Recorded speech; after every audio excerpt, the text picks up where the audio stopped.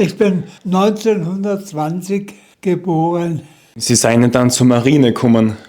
Ich bin zur Marine gekommen, ja, mit 20 Jahren. Also 1940 dann schon.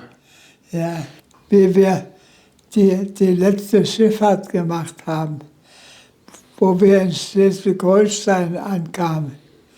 Da haben die Lebenden auf den Toten gesessen. Ja, lebende Menschen haben auf tote Menschen gesessen. Zum Teil haben Arme und Köpfe und Beine da irgendwie rumgelegen. Das wird ich mein Leben lang nicht los. Diese Initiative, die sie hier bringen, so etwas zu vermeiden, das finde ich für sehr gut. Aber ob das gelingt, heute ist ja die Tendenz genau wieder die gleiche. Der Größenwahn, der Besitztum. Ich bin der Größte. Warum? Wieso? Die anderen sind doch auch groß.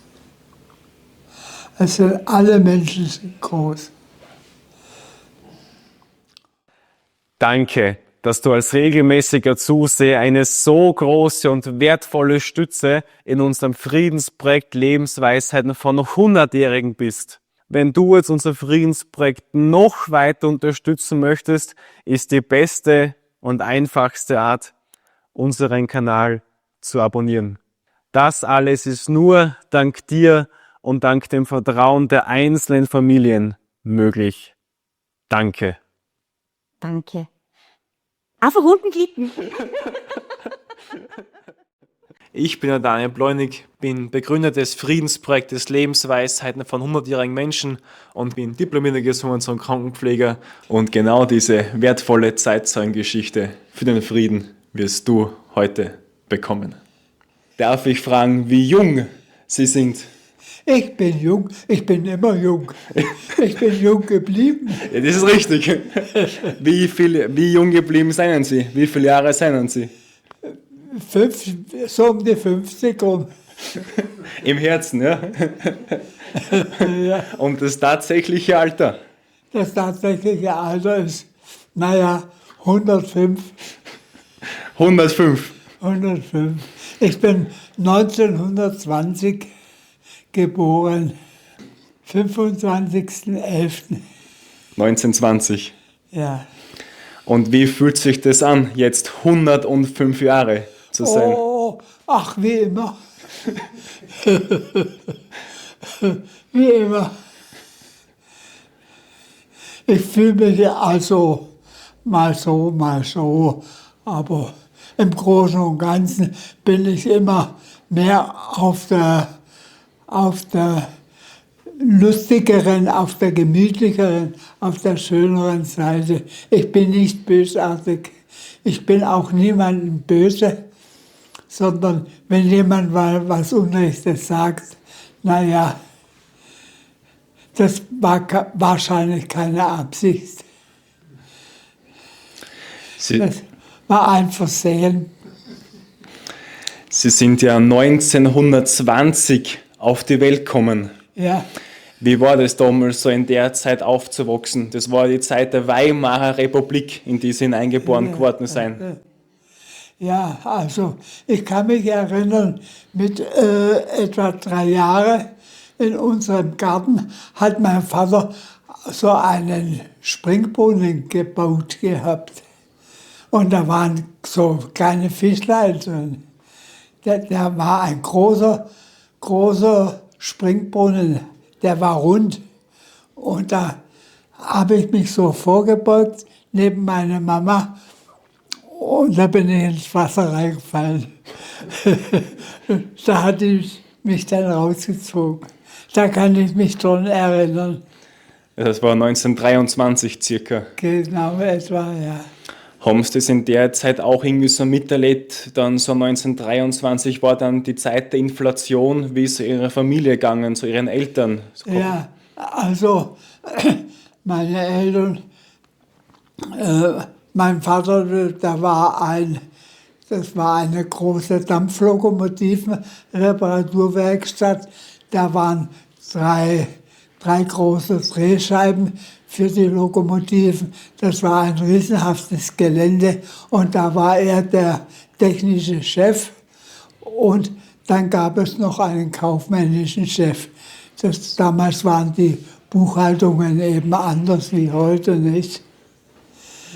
Ja, und da haben wir eigentlich ein ganz normales Leben geführt, aber da gab es nicht jeden Tag Fleisch und Wurst und so weiter.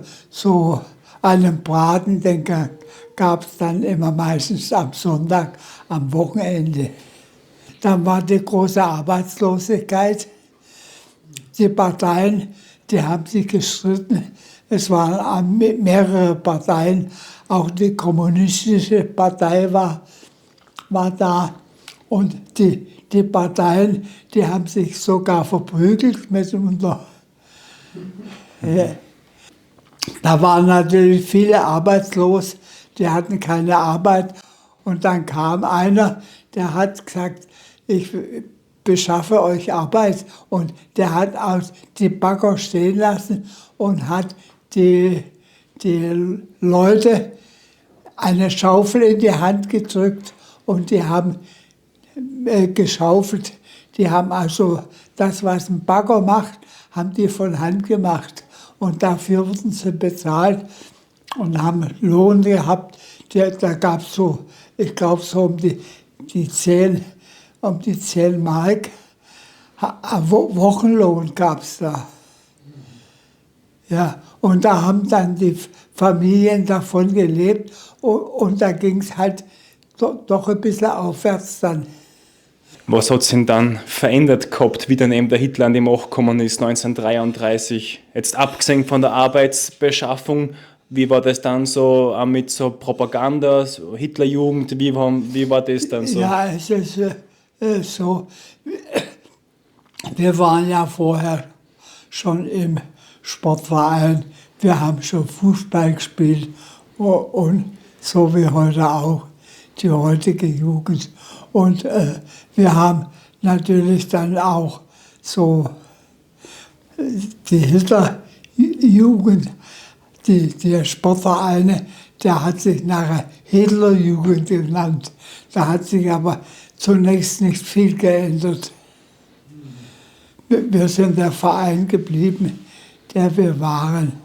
Und wir sind dann eben herangewachsen und zum Militär eingezogen worden. Wann waren das, wie Sie zum Militär eingezogen worden sind? Da war ich mit 20 Jahren. Also 1940 dann schon. Ja. Wie war das vorher, wie am 1. September 1939 der Krieg angefangen hat? Wie haben Sie das so miterlebt damals? Ja, also da sind verschiedene Kollegen, die sind eingezogen worden. Mein bester Schulfreund, mein bester Freund überhaupt, der ist auch, ne, in den ersten 4 Wochen ist er geblieben. Seine Mama, ja, die hat uns leid getan. Und kurze Zeit später bin ich auch eingezogen worden. Also der ist schon gefallen, bevor Sie überhaupt eingezogen worden sind? Ja, das war die Zeit. Und mit dem Wissen, dass schon Ihr Freund quasi gefallen ist, haben Sie dann auch einrücken müssen? Ja, das ist richtig. Sie seien dann zur Marine gekommen. Und ich bin zur Marine gekommen, ja. Ich weiß auch nicht, wieso, weshalb, warum. Sie haben halt Leute gebraucht, die ein bisschen was von Maschinen verstehen. Und da haben Sie sich schon ein bisschen ausgekannt. Ja. Und da bin ich zur Marine gekommen und da sollte ja England besetzt werden dann. 40. Ja,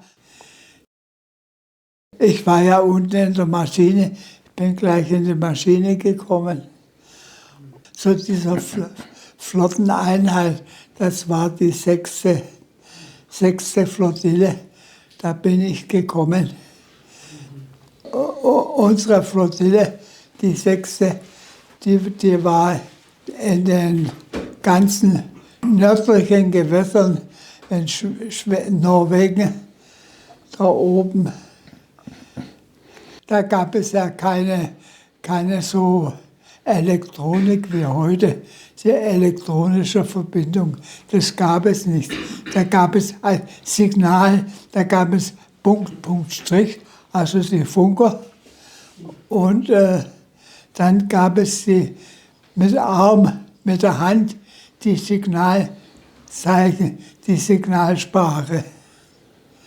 Und das war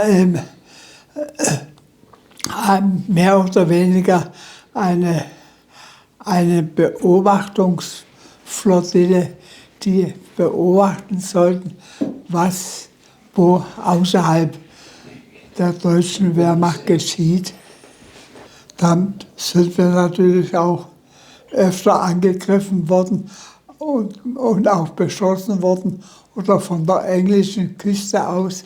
Die englischen Küstenbatterien, die hatten natürlich gute Geschütze gehabt. Und wir hatten auf unserem Boot, wir hatten eine 15 cm Kanone und 2 Vierlinge, vorne und hinten ein Vierling, und das war alles. Und es war auch kein Ausgleich, kein Schwankungsausgleich auf dem Schiff, dass die Kanone immer die gleiche Richtung und die gleiche Höhe hatte. Das war alles nicht vorhanden. Wir waren also, was Bewaffnung anbelangt, eigentlich recht primitiv. Wie hat denn das Schiff geheißen, da auf dem Sie waren? Artigas. Wie viele Personen waren Sie da auf dem Schiff? Das waren so zwischen 10 bis 12 bis 24, 25. Es hat gewechselt, je nach Kommandoaufgabe, was der Kommandant für Aufgabe bekommen hat. Sind Sie dann oft dann mit feindlichen Schiffen auch in Berührung gekommen? Eigentlich kaum mit feindlichen Schiffen wird wir weniger in Berührung bekommen. Es waren hauptsächlich Flugzeuge, die uns bombardiert haben. Haben Sie da viel über den Kriegsverlauf auch gehört am Schiff? So was dann passiert, so im Verlauf des Krieges? Ja, es ist schon Verschiedenes durchgekommen, ja. Aber so keine regelmäßigen Meldungen haben nicht stattgefunden. Und Sie waren dann hauptsächlich, haben Sie gesagt, da von der Küste Deutschlands bis rauf nach Finnland, so an der Atlantikküste, so rauf, alles Norwegen. Ja. Auch bei Dänemark, da durch die dänische Flotte sind wir auch gekommen. Das Vorauskommando waren Sie? Ja, so das Gehör, kann man sagen. Wir waren das Gehör, was heute Funk ist, Funktechnik, digitale Technik, das gab es ja damals nicht. Und wir waren praktisch eine, wenn man das so sagen will, eine Spionageabteilung. Ja, wir mussten ausspionieren, was ein Feindes auf der Feindesseite getan wird, geschieht wird. Ja, Haben Sie da mehrere Schiffe gekannt, die versenkt geworden sind auch? ja, ja, da sind auch einige getroffen worden. Aber verhältnismäßig auch wenig. Es waren mehr oder weniger so kleinere Schiffe. Die großen Schiffe waren alle versteckt. Die waren in den norwegischen Fjords, waren die untergebracht, die deutschen Kriegsschiffe. Da haben die sie versteckt gehabt. Zum Beispiel die Tirpitz oder so, das war ja ein großes Kriegsschiff. Das hat 40 Zentimeter Kanonen gehabt, nicht? Die waren aber alle mehr oder weniger geschützt versteckt in norwegischen Fjorden. Wie seien Sie dann mit der Angst umgegangen, dass Sie vielleicht auch versenkt werden können? Weil so in dem Maschinenraum da unten ist ja oft immer finster, Lärm, Hitze. Ja, also ich habe da eine gewisse innere Ruhe gehabt und da hat das Maschinenpersonal, das unten an den Motoren stand, die haben immer auf mich geguckt und ich war immer ganz ruhig. Ja, ich habe mich ganz gelassen gezeigt. Und das war vielleicht auch gut so. Da gab es junge Männer, die waren in der Maschine, die haben geweint.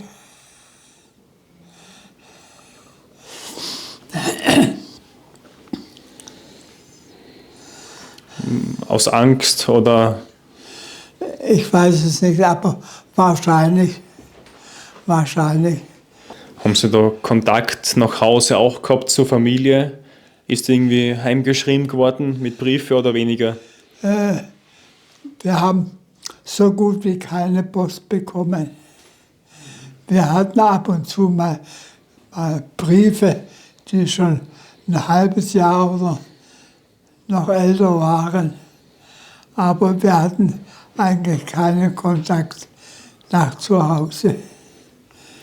Inwiefern haben Sie das dann auch mit dem Holocaust, mit der Deportation von den Juden dann mitbekommen, so am Schiff, was dann so dann alles passiert ist in Deutschland? Wie haben Sie das dann mitbekommen? Ja, da haben wir also, wurde eigentlich wenig gesagt. Da haben wir also gut wie nichts bekommen. Und die ganze Schiffsabteilung, unsere Leute an Bord, am Schiff und auch das Kommandoabteilung, die waren also schon ziemlich entsetzt, was da geschieht in der Heimat. Nicht? Dass da ganze Menschenabteilungen vernichtet werden sollen.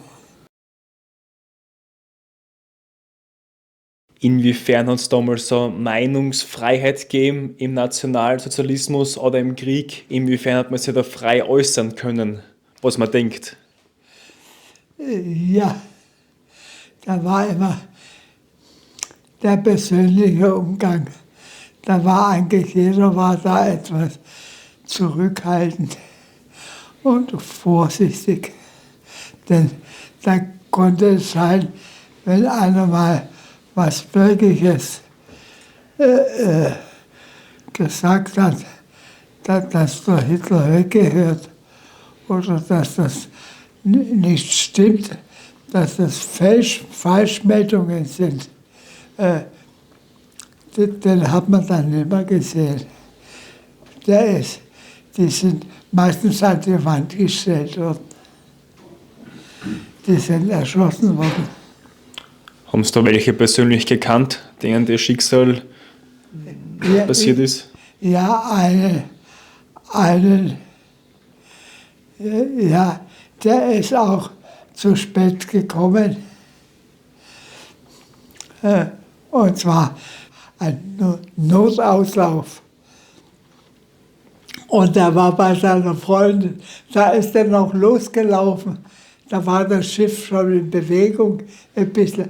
Da hat er seine Klamotten, seine Kleidung, die hat er unterm Arm zusammengerollt und ist noch nackig nachgelaufen dem Schiff. Ja, aber den haben sie nachher zur Verfügung gestellt. Den hat man nicht mehr gesehen. Und den haben sie bestimmt auch erschossen. Und da bin ich da auf eine kleine Ausbildungseinheit gekommen, die Offiziere, Schiffsoffiziere ausbildet. Und das waren 5 Boote waren das. Und da war ich dann inzwischen zum Chef der Maschinen ernannt worden. Wir hatten dann ein Schiff mit 3 Motoren gehabt und da war jeder Motor war mit einem Maschinisten besetzt und ich hatte das Kommando in der Kabine unten. Also ich war dann an Bord. Es kommt der Kommandant, dann kommt der Stellvertreter und dann kam die Maschine. Und die Maschine, das war ich dann. Und die Motoren waren jeweils besetzt und wurden von oben kommandiert. Die waren also nicht wie in neuerer Zeit dann die Motoren von oben von der Brücke bedient wurden, sondern die Motoren wurden unten im Maschinenraum bedient und haben das Kommando von der Brücke bekommen. Wie war das einmal, wie Sie da eben verwundet geworden sind am Kopf und das Bein hätte auch amputiert werden sollen? Ja. Wie war das noch? Ja. Da war ein Bombenangriff, bombardiert sind wir worden. Und da bin ich sprechend verwundet worden. Da war ich oben an Bord, am Schiff und da war an der Ruderanlage, an der Steueranlage was nicht in Ordnung. Und das sollte ich reparieren. Und das habe ich auch wieder zurechtbiegen können, dass die Anlage funktioniert. Und dann sind wir durch Bombenexplosionen getroffen worden. Und eigentlich war das so mehr eine leichtere Bombe, ein leichter Beschuss, aber der war splitterartig. Und ich war im Kopf, im Bein und die ganze rechte Seite im Kopf, das war alles verwundet und es ist geschwollen und derartig geschwollen. Und am nächsten Tag bin ich da ins Krankenhaus nach Greifswald, glaube ich, Greifswald gekommen. Und da hieß, ja, das Bein muss amputiert werden. Jetzt habe ich gesagt, was? Weil ich als Kriegskripple heimkomme. Ich habe gesagt, nein, das Bein bleibt dran. Und da haben sie mich am Gang rausgeschoben. Und da habe ich über einen halben Tag oder einen Tag am Gang gestanden. Und dann kommt ein Doktor und der hat mich angesprochen, eigentlich sehr kollegial, wie, wo, was passiert ist. Und dann habe ich das so erzählt, hat er gesagt, ja, wollen wir mal sehen, ob wir da was machen können. Da so ein Stabmagnet gehabt. So mit Stabmagnete hat er da so kleine Schnitte gemacht und hat da so Splitter rausgeholt. So Eisensplitter.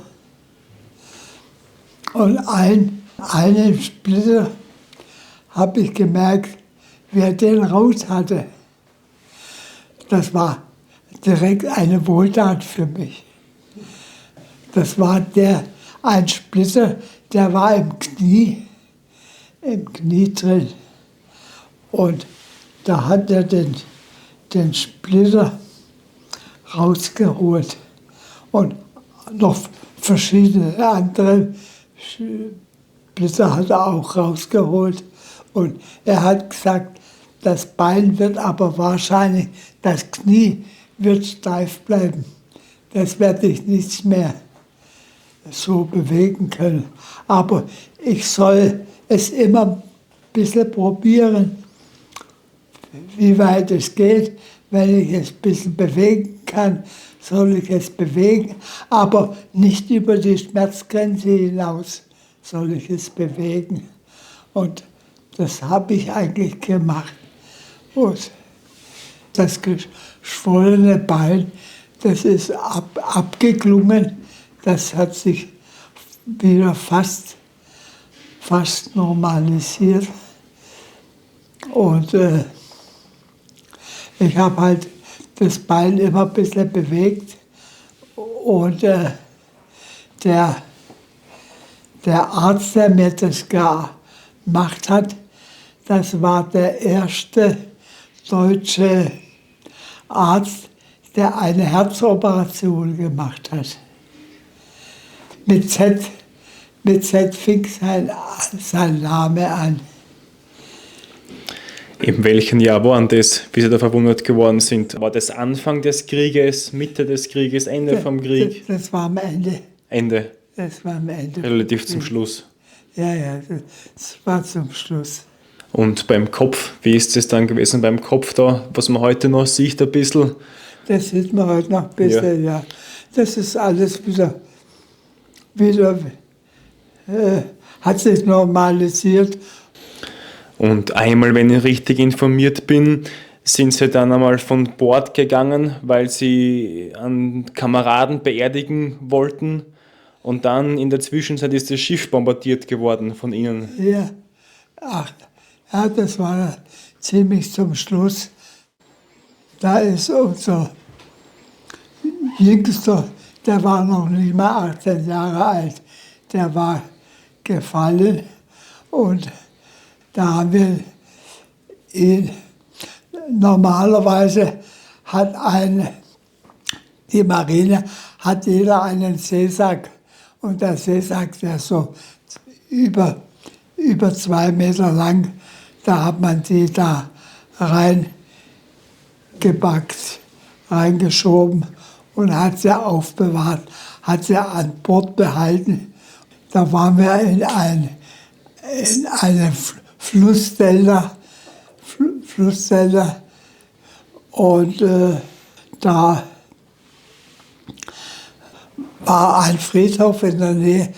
Da wollen wir den doch bestatten, begraben. Und wie bringen wir den dahin? Die Deutschen haben den Platz schon verlassen gehabt, die deutschen Soldaten. Und wie bringen wir den dahin zum Friedhof? Wer kann Auto fahren? Da standen noch so alte Autos, ein alter Ford, ein LKW mit so ganz dünnen Reifen. Da war vorne rechts keine Luft drin. Und ja, wer kann Auto fahren? Da habe ich gesagt, ja, ich kann Auto fahren. Und da habe ich da probiert und habe das Auto ins Laufen gebracht. Dann hat man den Jüngsten da aufgeladen. Da waren 4 Mann und ich und der Kommandant, der hat inzwischen noch mit dem Zweiten irgendwo etwas anderes erledigen müssen. Und da haben wir den zum Friedhof gefahren und bestattet. Und in der Zwischenzeit sind aber russische Flugzeuge gekommen. Und die haben gesehen, da liegt ein Schiff da drin wieder. Und die haben das Schiff bombardiert und haben das Schiff getroffen. Und das ist versenkt worden. Das sind zwei Teile auseinandergebrochen und da hat nur noch der Bug ein bisschen rausgeschaut. Da sind wir da wieder zurückgekommen. Ja, was machen wir jetzt?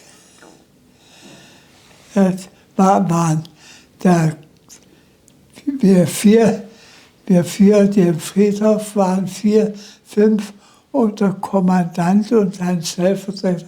Wir waren also 7 Leute. Ja, was machen wir jetzt? Jetzt sind wir praktisch in russischer Gefangenschaft. Aber der Russe erschießt uns. Was machen wir? Und da haben in einem anderen Hafenbecken, haben wir gesehen, da lagen noch 2 alte Boote, 2 alte Schiffe. Oh, haben wir gesagt, komm, jetzt probieren wir mal, ob wir da rüberkommen, was das für Schiffe sind. Da sind wir da rüber gerudert ins andere Hafenbecken und haben die Boote angeschaut. Das waren 2 Schiffe und das eine, das war so ähnlich wie unseres, aber ein älteres auch. Das hatte auch 3 Motoren und das andere hatte nur einen Motor. Und da habe ich natürlich erst probiert, ob die Einspritzpumpen, ob die funktionieren.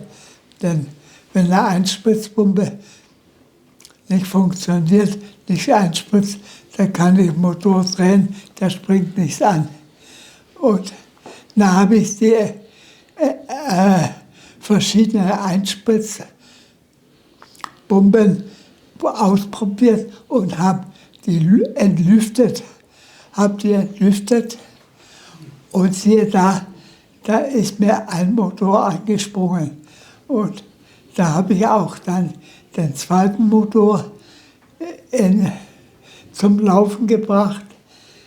Und der dritte Motor ist auch gerade gelaufen, aber nicht richtig. Da war die Einspritzpumpe wahrscheinlich nicht mehr in Ordnung. Und da haben wir die Ruderanlage und die Propelleranlage, die Antriebsanlage ausprobiert. Das hat funktioniert. Und man hat gesagt, da können wir ja ablegen, da können wir ja rausfahren mit dem Boot. Und dann haben wir uns abgelegt. Auf der anderen Seite Mole, da standen inzwischen schon Leute, Männer, Frauen und Kinder.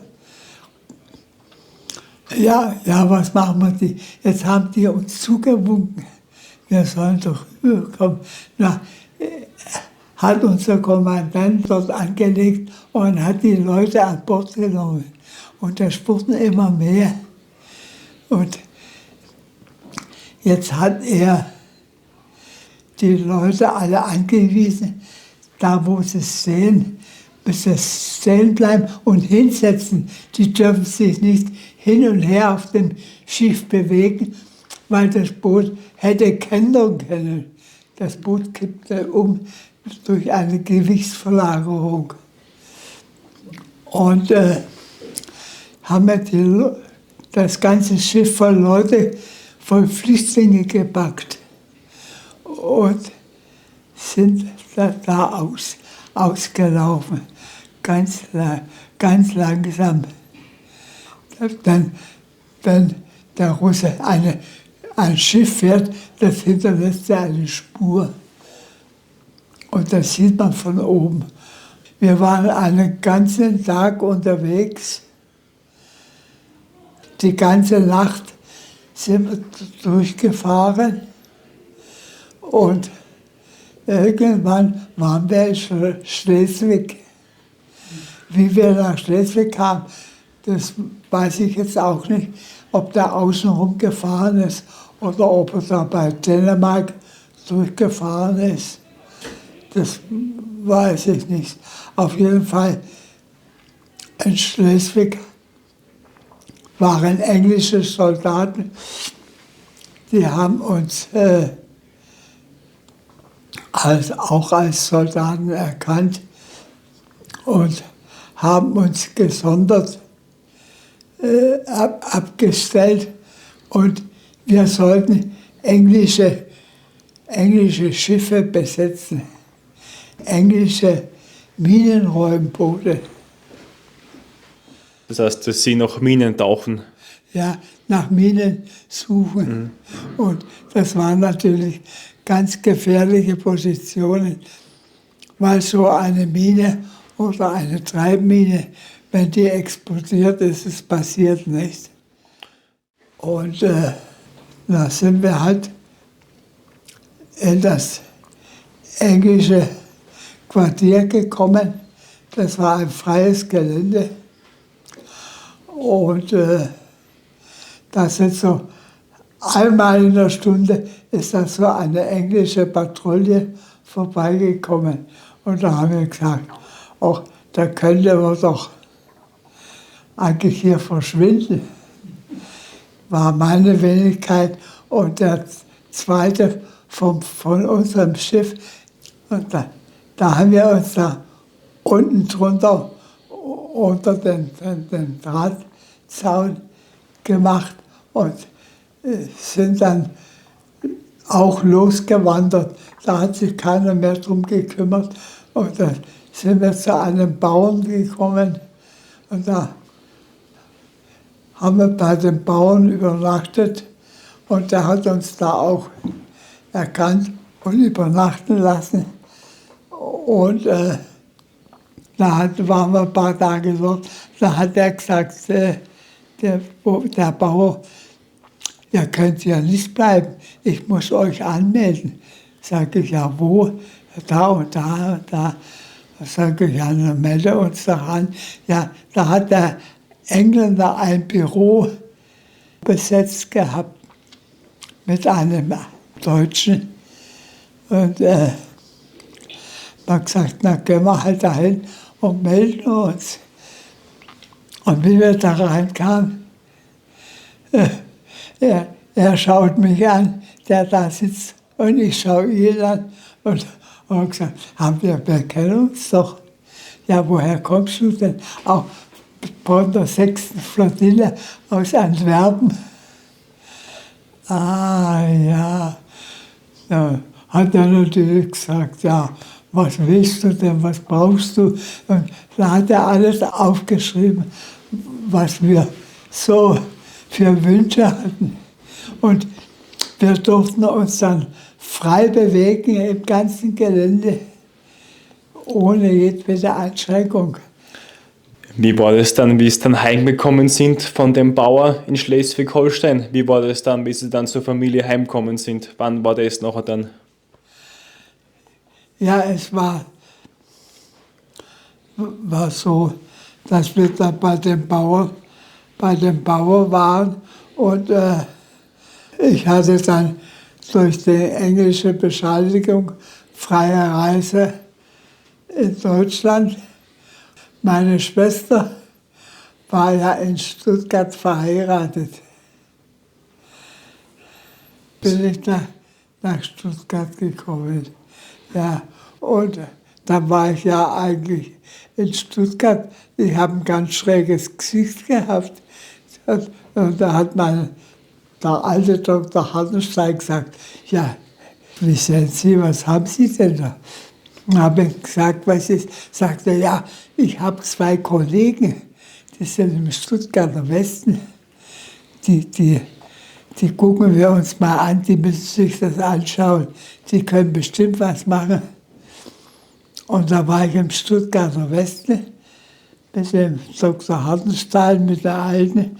Und die haben sich angeschaut, die haben mich operiert. 2 Tage war ich dort bei denen und die haben meine Nase alles wieder normal gemacht. Und ich konnte durch kein Nasenloch mehr atmen. Ich konnte nur durch den Mund atmen. Durch die Verwundung, was damals alles gehabt haben. Ja, durch die Verwundung. Sind da beim Kopf auch Splitter rausgezogen worden? Da war eigentlich im Kopf mehr nur die Haut verletzt. Im Kopf selbst hatte ich keine Splitter. Die waren nur so geritzt. Die Splitter sind wahrscheinlich vorbeigesaust. Und hat meine Nase mitgenommen und die rechte Seite auch hier. Haben sie dann Glück im Unglück gehabt, kann man sagen. Ja, Haben sie Glück im Unglück gehabt. ja, das habe ich eigentlich immer gehabt, das stimmt. Es war schon so, dass ich mir auch gesagt habe, das ist jetzt so ein Nullpunkt. Ein Nullpunkt. Hier fängt jetzt alles an. Hier fängt alles neu an. Ich muss mir irgendwas aufbauen. Ich muss fleißig sein. Ich muss tüchtig sein. Ich muss alles machen. Und gar nicht auf Überstunden oder so etwas schauen. Das habe ich auch nicht gemacht. So ja gerade Ihre Generation, die was dann alles wieder aufgebaut hat, der ganze Wiederaufbau. Ja. Dann alles durch Fleiß, alles wieder aufgebaut. Das ist alles wieder hergerichtet. In Stuttgart war ja keine Straße frei und nichts. Und da haben wir englische Geräte, einen Gräter und noch eine Raupe, die kaputt waren. Die haben wir repariert und gangbar gemacht. Und so fing es in Stuttgart an, Stuttgart zu räumen und aufzuräumen. Und da gab es eine Firma, der hatte 2 alte LKWs gehabt. Und da waren die LKWs, war wieder kein Fahrer. Und ich konnte auch LKW fahren. Da habe ich aushilfsweise LKW gefahren, habe Trümmerfahrzeuge gefahren, habe Laderaube gefahren. Und es ging also alles ganz gut. Und da haben wir ja Stuttgart Trümmerberg aufgeführt. Ja. Und wie war das dann, wie es dann Ihre Frau kennengelernt haben? Meine Frau, die habe ich im Krieg kennengelernt. Wie war das? Ja, Wie war das? ja wie man halt so ein Mädchen kennengelernt hat. Und zwar, ja, meine Frau, die habe ich dann im Krieg kennengelernt. Und das war da in der Gegend von Greifswald. Naja, und da war ich auch unvorsichtig. Und da habe ich hier ein Kindle gemacht. Ja. Und jetzt war es 1944 habe ich geheiratet oder haben wir geheiratet. Und da haben wir gesagt, also ich komme aus diesem Krieg, komme ich nicht mehr nach Hause. Das ist ausgeschlossen, so wie das zurzeit geht. Und eine junge Frau, eine Kriegerwitwe, hat es vielleicht leichter wie ein Mädchen mit einem Kind. Und da haben wir geheiratet, 1944. Also da haben sie geglaubt, dass sie nicht mehr retour kommen vom Krieg. Ja, da war ich felsenfest überzeugt davon. Ja, dass ich dann nicht mehr heimkomme. Komisch, nicht? War das irgendwie so, weil sie da schon so viel gehört haben, was dass da andere Leute schon gefallen sind, vielleicht auch Schulkollegen, Freunde von damals? Ja, die sind alle gefallen, ja. Die sind fast alle gefallen. Mein bester Freund, der war keine 4 Wochen, da war er schon tot. Ja. So war das. So war das damals. Deswegen bin ich ja so dankbar, dass Sie uns das heute mit 105 Jahren erzählen, weil, wie gesagt, ich bin jetzt 26 und persönlich kann ich mir das gar nicht vorstellen, eben, was gerade Sie, wie gesagt, mit 26 war da schon alles vorbei. So jung und so viele junge Menschen, egal auf welcher Seite, Ja. egal ob jetzt, Das ist richtig. Ja, das war. und deswegen bin ich ja dankbar, weil ich kann mir vorstellen, es ist nicht leicht für Sie über das alles zu reden. Kann mir vorstellen, dass das immer wieder dann hochkommt und so und Ja. das. Es ist natürlich so, das, was ich erlebt habe, das kann man nicht vergessen. Das kann zurückgedrängt werden, nicht? Aber so, wenn das ins Gespräch kommt, wie heute, das dauert wieder Wochen, bis das bei mir wieder sich alles innerlich so zurückgedrängt wird, so beruhigt. Denn wir sind ja, wie wir die letzte Schifffahrt gemacht haben, wo wir in Schleswig-Holstein ankamen. Da gab es ja nichts zu essen. Wasser hatten wir. Wir hatten einen Wasserbehälter. Der war gut gefüllt mit Trinkwasser und der war auch entsprechend angestrichen innen. Und da haben die Lebenden auf den Toten gesessen. Ja, lebende Menschen haben auf tote Menschen gesessen und haben, da gab es keine Toilette, kein Nix. Das kann man sich gar nicht vorstellen. Zum Teil haben Arme und Köpfe und Beine da irgendwie rumgelegen. Ja. Das sieht man als junger Mensch.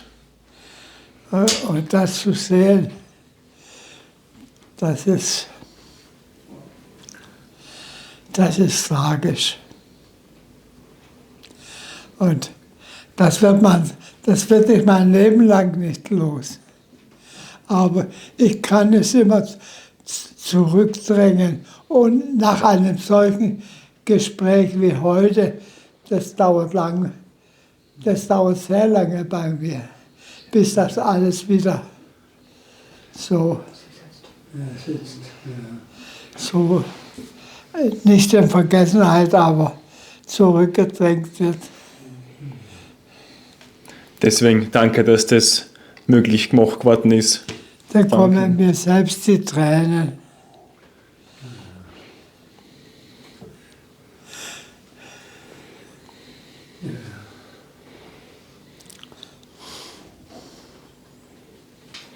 Weil sie immer ein gutherziger Mensch selber sein und immer schon waren, auch vermutlich vor dem Krieg schon.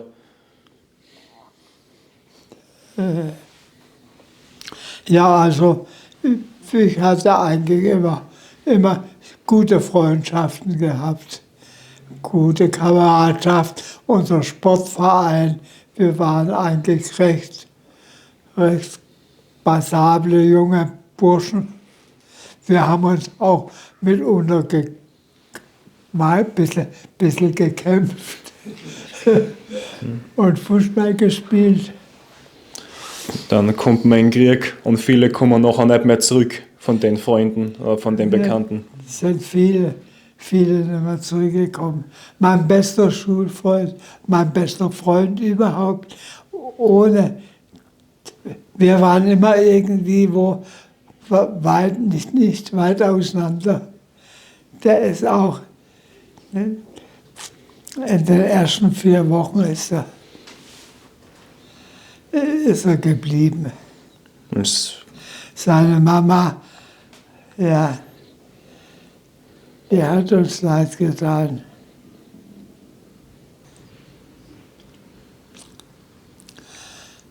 Ja. Also diese Initiative, die sie hier bringen, so etwas zu vermeiden, das finde ich für sehr gut. Aber ob das gelingt? Was können wir da machen, dass wir eben das Ruder irgendwie umreißen können, wenn man jetzt so auf der Welt das Bild verfolgt, was da alles passiert? Was können wir tun, dass wir das irgendwie umreißen? Ja. Was finden Sie da? Ja, ich glaube, dass es da gar kein Mittel gibt. Denn das sieht man ja heute wieder. Heute ist ja die Tendenz genau wieder die gleiche. Nicht? Auch politisch. Nicht? Der Größenwahnsinn einzelner Politiker, nicht? Die sich so langsam steigern. Die wollen zum Beispiel das mit Grönland, was wird daraus geschehen? Das fängt im Kleinen an, bei Streitereien. Und der eine will immer Recht haben. Und der Recht hat, der hat dann die Mehrheit. Und wer die Mehrheit hat, hat immer Recht. Und es ist auch so, wer Geld hat Recht. Ja. Haben Sie da, was ist denn so eine wichtige Lektion, die Sie selbst vom Krieg gelernt haben? Haben Sie da irgendeine persönliche Lektion daraus gewonnen, seit den 5 Jahren, wo Sie im Krieg waren? Ja. Man sollte eigentlich, ich meine, jeder Mensch hat ein Herz und eine Seele. Ja. Und viele Menschen, ich glaube, die verstehen gar nicht so ihre Seele, ihr Herz, ihre Herzlichkeit zu bringen. Die sind immer oft auch so hasserfüllt. Das verstehe ich nicht. So wütend auf andere. Ich bin doch nicht wütend auf andere. Ich muss andere anerkennen. Und sollte immer freundlich sein. Das, glaube ich, das macht das Leben erst lebenswert. Ja. Und ich hatte einen alten Professor gehabt, der hat immer gesagt, alles hat seine 2 Seiten. Seine 2 Seiten oder auch mehr. Und man sollte immer die richtige Seite nehmen. Ja. Und das ist eben das, was ich mir schwer vorstellen kann, weil so wie Sie das so großartig gesagt haben, ein Mensch hat ein Herz und eine Seele, aber das mit dem Krieg in Einklang zu bringen, das ist, glaube ich, was da eben sehr schwierig. Das ist nicht möglich. Das ist nicht möglich. Das ist, glaube ich, nicht möglich. Es gibt ja Aber es gab eben Leute, das verstehe ich nicht. Zum Beispiel, wie ein Mensch eine Pistole zieht und einen anderen ohne jedweden Grund erschießt. Ich weiß aber nicht, was der Anlass eines solchen Menschen ist. Ist es die Erziehung oder... vielleicht die Propaganda, was dann immer auch Ich weiß es nicht. so leider auf beide Seiten das gemacht geworden, sowohl von den Deutschen als auch von den Russen im Krieg generell. Wahrscheinlich passiert ist das einfach. Ja. Und beim Adolf war es ja auch so, das Machtstreben, nicht? Heute gehört uns Deutschland und morgen die ganze Welt. Ja, was will ich mit der ganzen Welt anfangen? Mitnehmen kann ich nichts, es bleibt alles hier. Propaganda war viel. Ja, das ist es. Was ist wichtig im Leben? Im Leben halte ich für wichtig Lernen. Lehren und Lehren ziehen. Das halte ich für sehr wichtig im Leben. Haben Sie das immer gemacht? Mit 105 Jahren auch noch? Nach Möglichkeit, ja. Ja, ich habe nichts übel genommen, auch selbst wenn sich zwei Frauen gestritten haben. Die haben die eine gesagt, ja, das hat die gesagt. Da sage ich, wieso, was hat die denn gesagt? Ja, das und das. Ja, haben Sie sich da nicht ein bisschen verhört? Die hat doch was anderes gesagt.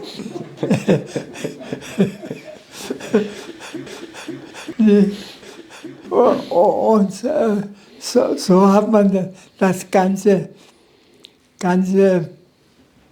bereinigt, oder nicht? Ja, dass man sich verhört hat, dass man das gar nicht wahrgenommen hat. Aufs Gute bezogen. Ja. Haben Sie irgendein Rezept oder so Geheimnis, dass Sie 105 Jahre geworden sind? Gibt es da irgendwas Spezielles, was Sie gemacht oder nicht getan haben auch, dass Sie 105 geworden sind? Aktiv Skilaufen. Aktiv, Bewegung. Aktiv Skilaufen und Tiefschnee fahren. Oder auch das Skilaufen, wenn so ganz klein wenig geschmolzen ist, da kommt man schweben. Das war kein Skilaufen mehr, das war ein Schweben. Und früher hat man ja, ist man noch anders gelaufen. Ich hatte 2,20 Meter Skilänge gehabt, 2,10 Meter. Und da hat man einen ganz anderen Skistil gehabt. Da hat man einen Ski vorgeschoben, dann gedreht und dann anderen beigeholt. Und dann sind die Ski kürzer geworden und auch etwas gewölbter. Und da konnte man da nur in die Knie gehen und ein bisschen drehen, dann kam die Ski rum. Und das war dann das Wedeln. Also Bewegung war immer wichtig für Sie. Ja, also ich war eigentlich sozusagen immer in Bewegung, mehr oder weniger. Ich bin dann auch Segel geflogen, war Segelflieger und habe schöne Alpensegelflüge gemacht. Rad gefahren. Ja. Draußen immer Rad gefahren. Ja. Sehr viel sogar. Tennis gespielt. Die haben, glaub ich, so Tennis. Tennis gespielt, ja. Tanzen auch gemeinsam. Ja. Oh, so Max Greger oder so, das war wirklich schöner Tänzer. Bälle, sind viele Bälle gewesen. Und Ball Ja, Ball. in der Niederhalle. Der Landespressball, ja. Da war die Niederhalle noch gar nicht gebaut. Also immer mit der Frau alles gemeinsam gemacht. Viel Bewegung, Sport Ja, und ja, die Interessen geteilt, Ja, ja. gemeinsamer. Ja. Und meine Frau hat auch viel Tennis gespielt. Die Uhr haben sie in Ischgl bekommen, die Uhr. Ja, Ja. Gibt es Ja. da eine besondere Geschichte dazu bei der Geschichte? Also bei der Uhr?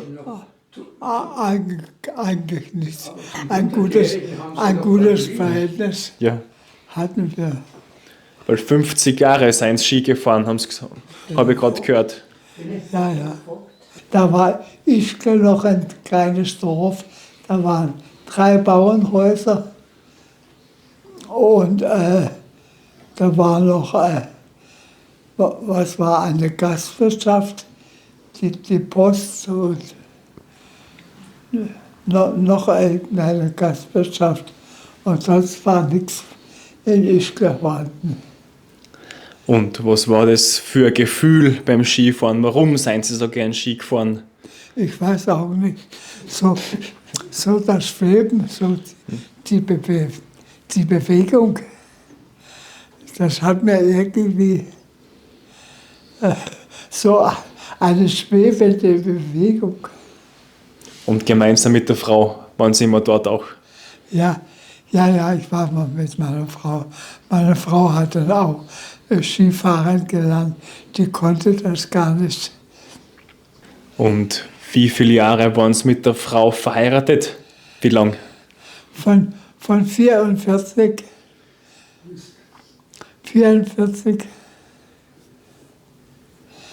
Bis 2020. Bis 2020. Oder vor 5 Jahren. 75 Jahre. Kronjuwelenhochzeit. Ja,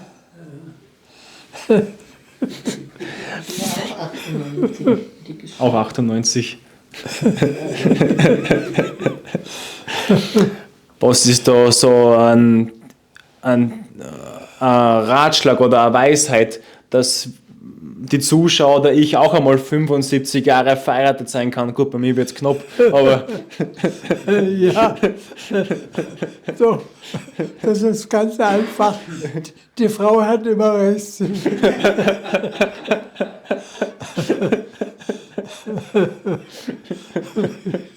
Nicht? Und der Glückere gibt nach.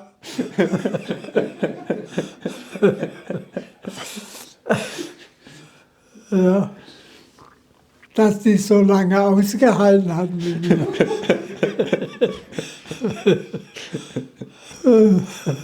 So war das. So ist das. und bis vor kurzem, vor einem halben Jahr, sind sie noch am Heimtrainer gesessen jeden Tag. Ja, ja, Getreten. ja. So 20 Minuten, halbe Stunde, Jeden Tag. ist jeden Tag fast, ja. Und dann hatte ich Gleichgewichtsstörungen gehabt. Und da bin ich einmal mit dem Dinger umgekippt. Und jetzt mache ich das nicht mehr, eben nur in entsprechender Begleitung, dass eine Hilfe da ist. Aber es ist natürlich so, ich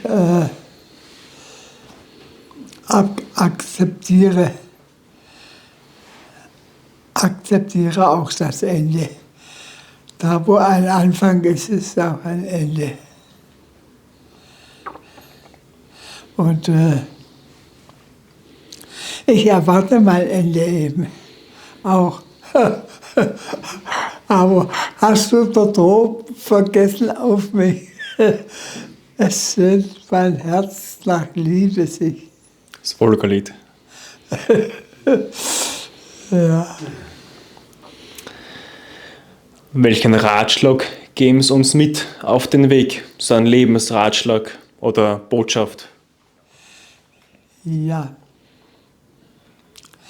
Leben und leben lassen. Und das Wichtigste ist, glaube ich, lernen. Warum ist das wichtig? Lernen. Warum sollte man das machen? Immer sich weiterbilden, lernen, aus Fehlern lernen, Lektionen. Ja,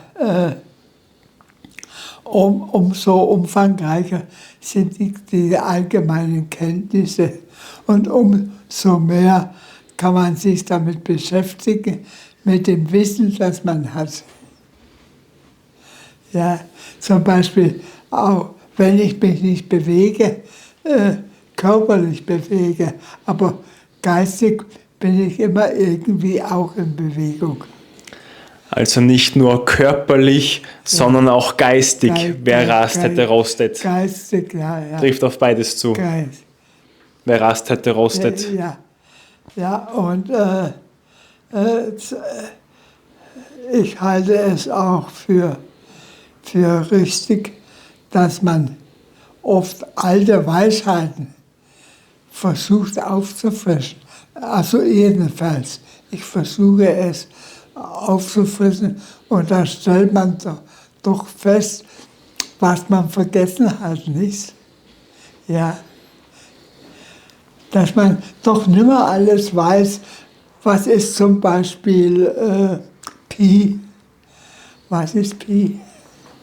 Was besagt das? Die Zahl, Mathematik. Nicht? Das sind alles so Dinge, mit denen man sich beschäftigen soll oder kann oder ich weiß es auch nicht. 3 Fragen hätte ich noch zum Abschluss. Passt das noch für Sie? 3 abschließende Fragen. Ja, Ja. Wenn Sie die Zeit zurückdrehen könnten, welche eine Sache würden Sie vielleicht gern anders machen heute? ich würde alles anders machen. Alles? Ja, alles glaube ich weniger. Ich würde alles anders machen. Aber besser würde ich es machen. Wollen Sie vielleicht ein Beispiel nennen? Ein Beispiel. Beispiel. Meine Dummheit.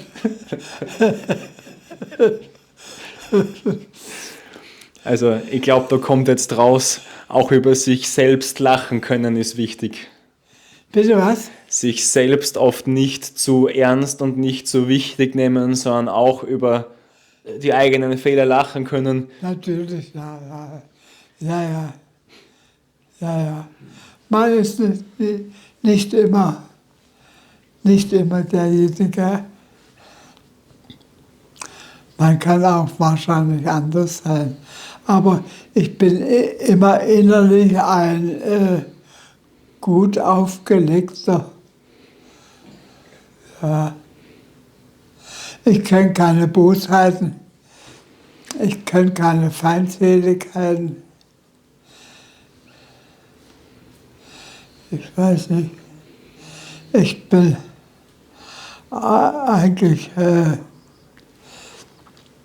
immer höflich oder bemühe mich, höflich zu sein und nett zu sein. Das spürt man wirklich ganz stark bei Ihnen. Also das wird man dann auch sehen, das merkt man sehr stark bei Ihnen. Was merkt man? Dass Sie das sind, was Sie gerade selber beschrieben haben, Ja. das merkt man. Zumindest ich merke das. Ja, Was ist der Sinn im Leben? ja. Der Sinn im Leben ist, dass man das Leben lebt, so schön und so leicht und so mühsam. Ja, Und was wünschen Sie sich für die Zukunft?